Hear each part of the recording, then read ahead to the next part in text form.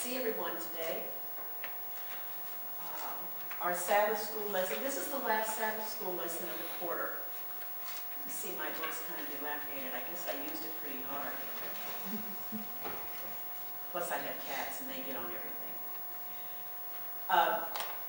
The lesson today is, I make all things new. We read about some of the things that are going to happen towards the end time, and that the Bible predicts, and it's rather frightening. But while we're here, we have this hope and trust in God. And this is why we want to keep him ever before us. Because if he's ever before us in our hearts and minds, he will be behind us in everything. He will lift us up when we stumble and fall. I'm doing something different. I don't know whether it will mean anything, but I would like someone first to read the memory verse, because we have people here that do not have quarterly. You want someone to read it?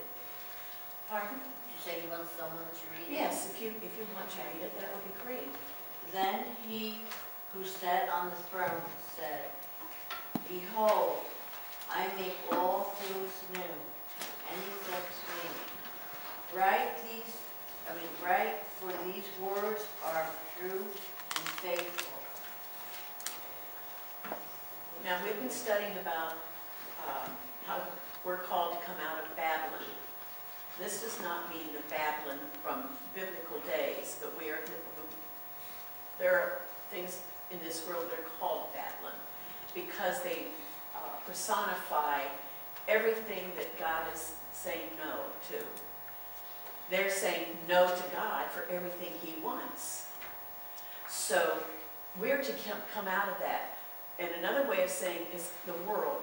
We're in the world, but we don't have to be of the world. But we need to love all of those that are in the world. Right. You know, not turn our backs on them. You know, there are some religions, and they're godly people. They are such godly people. But if you do or say anything out of their strict ways, they turn their backs on you and won't even speak to you when they see you. And this is not God's way. This is not God's way. They have been misdirected, misguided, because we should show love at all times. You know, if somebody has wronged us, do we want to get hateful with them and just blaspheme them or cut them down? This is not the way Christ would do. He would call to them with love. And that's something we all have to keep in our minds no matter how bad things get for us. So that's what we need to remember is God is love, and we are to emulate that love in our lives for everyone, because that's what God is all about. And when he makes all things new, all the grandeur that is on this earth today is nothing. It is absolutely nothing. And, you know, we had a man here named Paul. He was a doctor. And he would be talking about things, and he says, what's the difference? It's all going to burn anyway. So we must not get so attached to this, that, and the other that we spend more time with it and worrying about it than we would about spending time with Christ in our hearts and minds and emulating Christ. Because that's what we're supposed to be doing. They're supposed to be seeing Christ in us, those that are searching. And if we turn our backs on them and everything, you know, they're going to say, well, what kind of a person are you? You're supposed to be loved like Christ. And here you're turning your back on me. And this is not what he wants. So these are things that we all have to keep in mind. We got cut off yesterday. Oh, I'm telling you, it could have been bad. It could have been bad. because this car came, we were on our way down to see Marion, to study with her last night. And this car came along, and thank goodness Michelle was driving. Because that car came along, and there was not room, people. There was not room between the car in front of us and us. But that car went like this, and Michelle's reaction was instantaneously. And if it weren't for her, we could have been in a bad accident. Satan's ready to take you out no matter what. He wants to take you out so bad. We were on our way to help Marion study the lesson for the week. And he didn't want us to. So he's always going to throw, a wrench in the works, trying to trip us up. But we just go ahead and do it anyway. We don't serve him, we serve God. The different thing I'm going to do today, hopefully most of you studied your lesson, or all of you that had a lesson to study. And it was very interesting lessons this week. I don't know if you've ever read the end chapter, The Controversy Ends, and I read it, and I thought, wow. But I'm not going to read that one. I'll let you read it. And by the way, Michelle discovered the great controversy online. You can go to Google, not to Google, I'm sorry. You can go to YouTube and hit that little diamond, and then when that pops up, hit the little magnifying glass, type in Ellen G. White, Great Controversy, Audible. And all 42 chapters of the book come up. And you can hit any chapter you're interested in, and it will, you can sit there and listen to somebody read that in the and that way they get to say all the difficult words that we stumble over. But this was great, and we showed Miriam last night, and she was thrilled to death. She said, oh, that's wonderful. Because, as we get older, it's hard for us to read because we can't see, even with glasses. So this is great news. So those that don't have a copy of it, this is how you can enjoy reading The Great Controversy. I'm going to read, not the last chapter, I'm going to let you read that yourself, be it in a book or be it on YouTube. But I think you will enjoy that program they have there on YouTube. This is called, since it says, I make all things new in our lesson, I decided to go to God's people delivered in there. And I'm going to read from this, if I can see it. When the protection of human laws shall be withdrawn from those who honor the laws of God, there will be in different lands a simultaneously movement for their destruction. Now what this is talking about is the followers of Christ. Those that are trying to live by the law. Those who love God, who love Christ, and have given their lives to them to be able to do His will. They're going to be turned on. Because we have so many people out there that think only of themselves and what they want, and they don't like anything different. And we see that. We see that today in mob violence, in riots, in marches, in protests. Because I don't like what you believe in, I'm going to protest.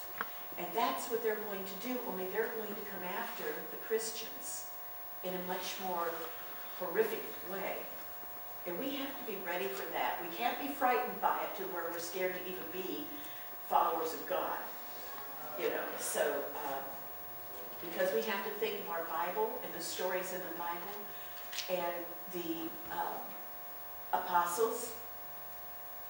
They died horrific deaths, but they died loving God and praising Him. And the only one that didn't, and they tried to kill him and he didn't die because God didn't permit it. He still had work to do, was John. So they boiled him in oil. Go figure that. And he wouldn't die. God did not let him feel that. And if that wasn't a testimony to those people right then and there, we can't kill him. Because he's special. And because God had him writing these books at the end of the Bible. So we just have to mentally be prepared and don't be scared out of your wits about things like that. At the appointed time in the decree, at the appointed time in the decree draws near, the people will conspire to root out the hated sect. We are the hated sect. It will be determined not just Adventists, but those that serve Christ in all denominations, those that have a true love for Christ, so it's not just us. It will be determined to strike in one night a decisive blow, which shall utterly silence the voice of dissent and reproof. Again, that's us. We're the reproofers because we're saying, come and do it this way. It's so much better because God loves you. Put that aside. The people of God, some in prison cells, some hidden in solitary retreats in the forests and in the mountains, still plead for divine protection. While in every quarter, companies of armed men, urged on by hosts of evil angels, are preparing for the work of death. Now, a lot of people, they believe in beautiful angels, with long golden hair. Most of them are women in their thoughts and everything. But Satan has angels that are evil because they gave up heaven to follow him, because they believed him, his lie in heaven, over God's love. And so therefore now we don't know how many millions of angels there are. But if all of us had a guardian angel, there's been a lot of people born throughout the years since the world began. There had to be an awful lot of angels. So therefore, if you can imagine, a third of those angels decided to believe Lucifer, who became Satan, the devil. And that's the army he has. And I'm sure they're more than you and I could ever imagine. And they're urging, and they're there. I believe some of them were there when, in the crowd, when they were saying, crucify him, crucify him. I believe that they were there urging these people on. Because have you ever seen how if somebody in a group of people starts yelling, blah, blah, blah, blah, blah, everybody starts yelling and they don't even know why they're doing it, but they're just doing it. And I think this is one of the things that happens. And that's why I distance myself from anything like that. I will not march, not that type of thing. I will not go to meetings for that type of thing. I will not, be a rebel rouser type thing for anything, because there's too much hate in it. And I don't want to be a part of that. Amen. Okay. They are preparing for the work of death. They want to annihilate everyone. It is now in the hour of utmost extremity that God of Israel were interposed for the deliverance of his chosen, saith the Lord. Ye shall have a song as in the night with the holy solemnity is kept, and gladness of heart as when one goeth to come into the mountains of the Lord, to the Mount Mighty One of Israel. And the Lord shall cause his glorious voice to be heard, and shall show the lightning down,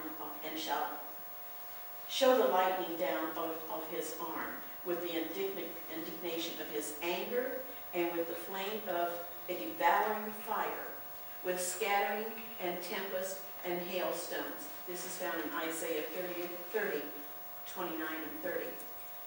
What is that telling you? We're not all going to see death at that time, although many may and might and will. But there will be those that he will protect through all of this.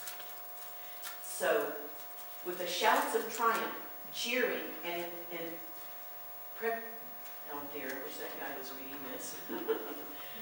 And in precaution, throngs of evil men are about to rush upon their prey, when lo, a dense blackness deeper than the darkness of night falls upon the earth. Now remember, this is Ellen White. This is the visions that are given her, showing her what we need to see so we will be prepared to fight the good fight and to keep faithful, stay faithful no matter what, because the alternative is not very good. Then a rainbow shining from the glory from the throne of God spans the heavens and seems to encircle each praying company. That's in the different little groups of people wherever they are in the world that are praying to God for themselves, for the others that are out there trying to survive this horrific thing that will happen at the end of the world. And so he has covered them with his promise, his rainbow. This is what Ellen White has seen. So, the angry multitude are suddenly arrested. Their mocking cries die away. The object of their murderous rage are forgotten. With fearful forebodings, they gaze upon the symbol of God's covenant and long to be shielded from its overpowering brightness. We will be able to withstand that brightness, but they will not be able to. By the people of God, a voice clear and melodious is heard saying, "Look up," and lifting their eyes to the heavens, they behold the bow of promise. The black angry clouds that cover the firmament are parted, and like Stephen, they look up steadfastly into the heaven and see the glory of God and the Son of Man seated upon his throne. Now, we know that that's what they wrote about Stephen, that he did look up as he was dying, as they were getting ready to stone him, and the stones rained down on him to kill him. He just looked up praising the Lord and died peacefully there. He was not afraid to face these things, and he saw the glory.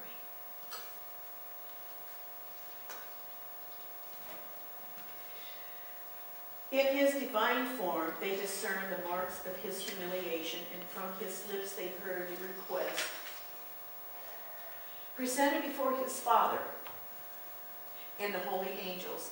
"I will that they also, whom thou hast given me, be with me where I am." That's John 17:24. Again, a voice musical and triumphant is heard saying, they come, holy, harmless, and undefiled. They have kept the word of my patience. They shall walk among the angels, and the pale, quivering lips of those who have held fast their faith under a shout of victory. It is midnight that God manifests his power for the deliverance of his people. The sun appears, shining in its strength. Signs and wonders follow in quick succession. The wicked look with terror and amazement upon the scene, while the righteous behold with solemn joy the tokens of their deliverance. Everything in nature seems turned out of its course. The streams cease to flow. Dark, heavy clouds come up and clash against each other. In the midst of the angry heavens is one clear space of incredible glory, whence comes the voice of God, like the sound of many waters. It is done. Revelation 16:17. That voice shakes the heavens and the earth. There is a mighty earthquake such as was not since men were upon the earth. So mighty an earthquake and so great. That's verses 17 and 18 in Revelation 16. The firmament appears to open and shut. The glory from the throne of God seems flashing, though. The mountains shake like a reed in the wind, and ragged rocks are scattered on every side. There is a roar as of a coming tempest. The sea is lashed into fury. There is heard the shriek of a hurricane, like the voice of demons upon a mission of destruction. The whole earth heaves. The whole earth heaves and swells like the waves of the sea. Its surface is breaking up. Its very foundation seems to be giving way. Mountain chains are sinking. Inhabited islands disappear. The seaports that have become like Sodom for wickedness are swallowed up by the angry waters. Babylon the Great has come in remembrance before God, to give unto her the cup of wine of the fierceness of his wrath. Great hailstones, every one about the weight of a talent, are doing their work of destruction. That's verses 19 and 21. And if you look it up, talents weigh approximately 75 pounds or more. So that's what hail is. And they were talking